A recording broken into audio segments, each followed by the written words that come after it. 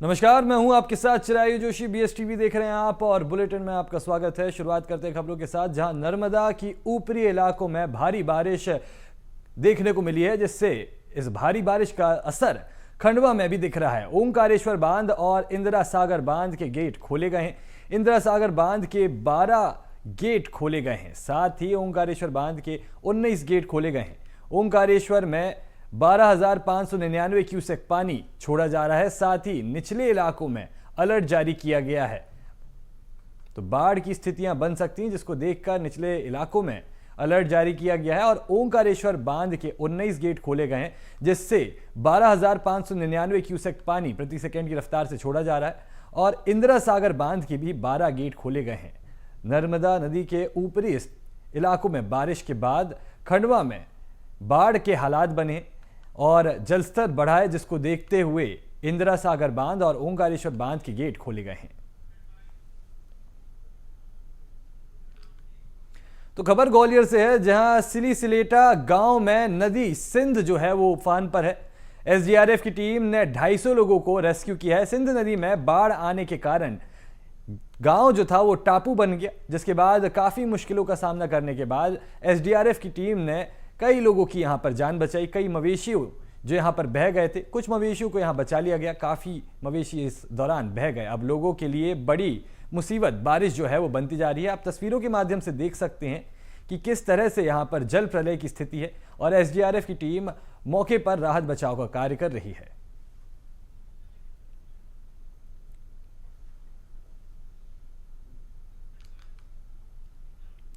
तो ये आप तस्वीरें देख सकते हैं, जिसमें SDRF की टीम यहां राहत बचाव का कार्य करती हुई नजर आ रही है। तकरीबन 250 से अधिक लोगों को टीम ने रेस्क्यू किया है।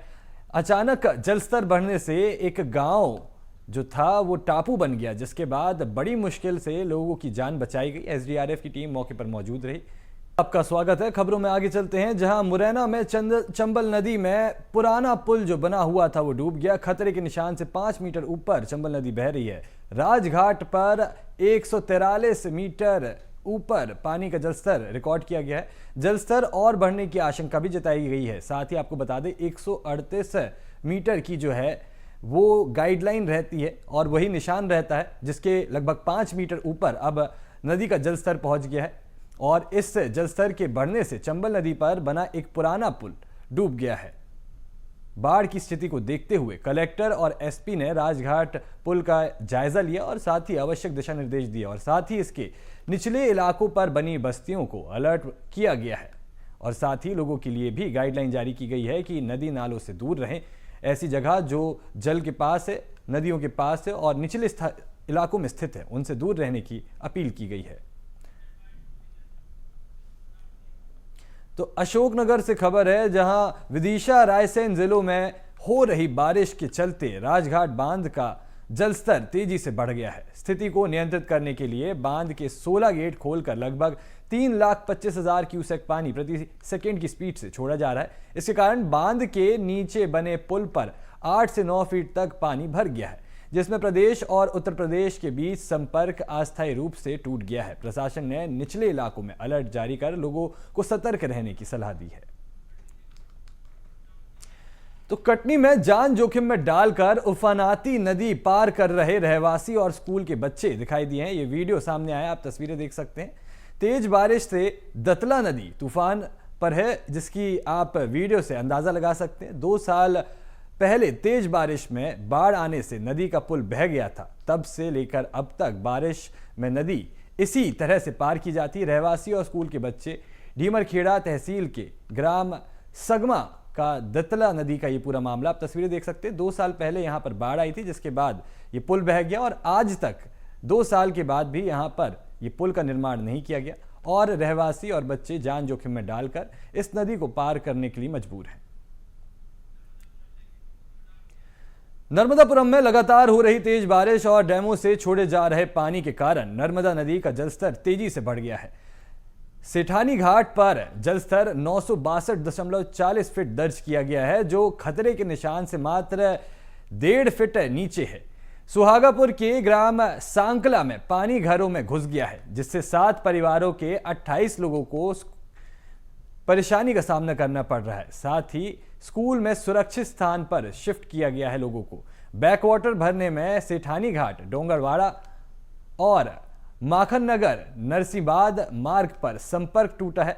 हालात को देखते हुए प्रशासन ने स्कूलों में छुट्टी घोषित की है और बाढ़ राहत कैंप शुरू किए गए हैं। निचली बस्तियों में अलर्ट जारी किया है और लोगों को सतर्क रहने की अपील की है। दतिया में लगातार बारिश से मड़ीखेड़ा डैम सहित 4 डैमों में सिंध नदी में पानी छोड़ा गया। ग्राम कटोरा सिंध नदी के पानी से पूरी तरह से डूब गया। पूर्व गृह मंत्री डॉक्टर नरोत्तम मिश्रा स्टीमर से गांव में पहुंचे और हालचाल जाना लोगों का। उन्होंने कहा कि भारतीय जनता पार्टी हर आपदा में आमजन के साथ है। तो आप तस्वीरें देख सकते हैं किस तरह से नरोत्तम मिश्रा यहां पर गांव पहुंचे और स्टीमर की मदद से वो गांव में पहुंचे और ग्रामीणों से हालचाल पूछा और उनको आश्वासन दिया कि सरकार उनके साथ है हर स्थिति में।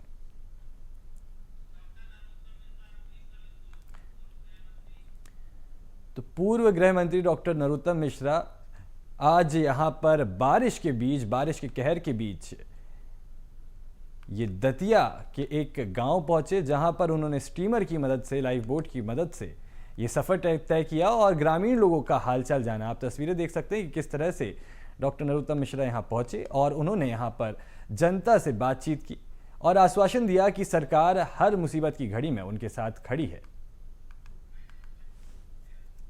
दिक्कत है इन लोगों की समस्याएं तो हमारी अपनी समस्याएं हैं और इस पीड़ा की घड़ी में भी अगर हम साथ नहीं होंगे तो कब साथ होंगे। सवाल जान में जोखिम का नहीं है, जो लोग वहाँ पर हैं उनकी ज़्यादा जान जोखिम है और इसलिए आपदा विपदा की घड़ी में उनको संबल देने के लिए, हिम्मत देने के लिए, ढाढ़स बंधाने के लिए, उनकी चाय नाश्ता भोजन की व्यवस्था करने के लिए जाना मुझे लगता है वाजिब है। लेकिन जो परेशान हैं, भूखे हैं, ये देखना तो हमारा काम है। तो भोपाल में बीते 60 घंटों में करीब 8 इंच बारिश हुई है। इस जुलाई में 553 मिलीमीटर बारिश रिकॉर्ड की गई है। 20 सालों में ये चौथी बार इतनी भारी बारिश रिकॉर्ड की गई है। आपको बता दें, रात का तापमान 23 दिनों के बाद 22 डिग्री सेल्सियस दर्ज किया गया, 22 डिग्री सेल्सियस के नीचे दर्ज किया गया। शहर में और आसपास के इलाकों में 3 दिन बारिश के कारण वातावरण में ठंडक रहेगी। तो ये आप तस्वीरें भी देख सकते हैं कि 8 इंच बारिश के बाद राजधानी भोपाल में सड़कें जलमग्न हुई हैं, यातायात प्रभावित है, जनजीवन प्रभावित हुआ है। ये पिछले 60 घंटों में 8 इंच बारिश के कारण अब तापमान में भी गिरावट दर्ज की गई है। 23 दिन बाद तापमान में गिरावट दर्ज की गई है और तापमान जो है रात का वो 22 डिग्री सेल्सियस से कम दर्ज किया गया है। साथ ही अब अगले 3 दिनों तक बारिश के कारण वातावरण ठंडा रहने की आशंका है।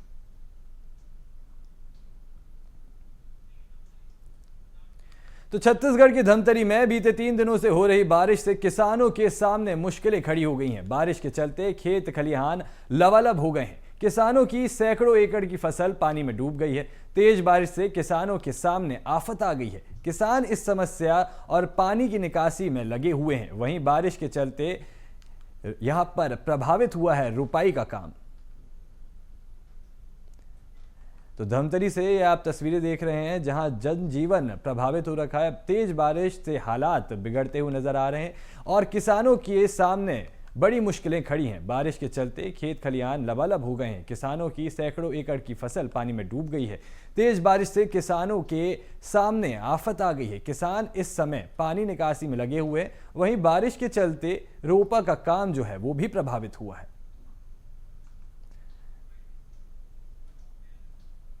रोपा का कार्य लगभग 90% हो चुका है और वर्षा बहुत अच्छा हो रहा है जिले में और वर्तमान में धान का फसल की स्थिति बहुत अच्छा है और धमतरी जिले के लिए कोई दिक्कत नहीं है। अपने धमतरी जिले में ऐसा कहीं पर शिकायत फील्ड स्तर से नहीं आया है और धान की फसल के लिए यदि वो तत्कालीन पानी भरता है और पानी निकल जाता है तो धान के लिए कोई नुकसान नहीं है।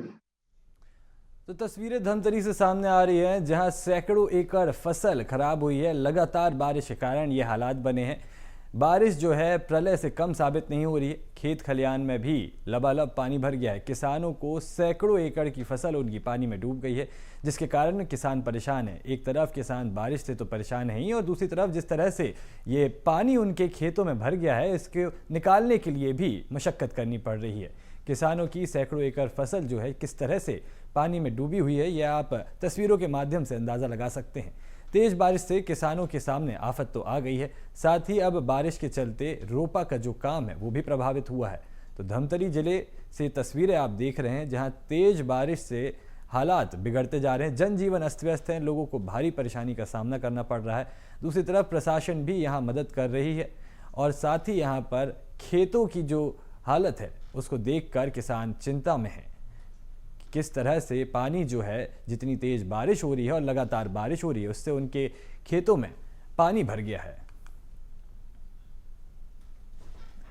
तो बारिश के चलते धमतरी जिले में जनजीवन बुरी तरह से प्रभावित है। यातायात भी यहाँ पर प्रभावित हुआ है, लोगों को आने जाने में परेशानी हो रही है। साथ ही यहाँ प्रशासन ने अलर्ट किया है लोगों को, और आवश्यक होने पे ही घर से बाहर निकलने के लिए कहा है।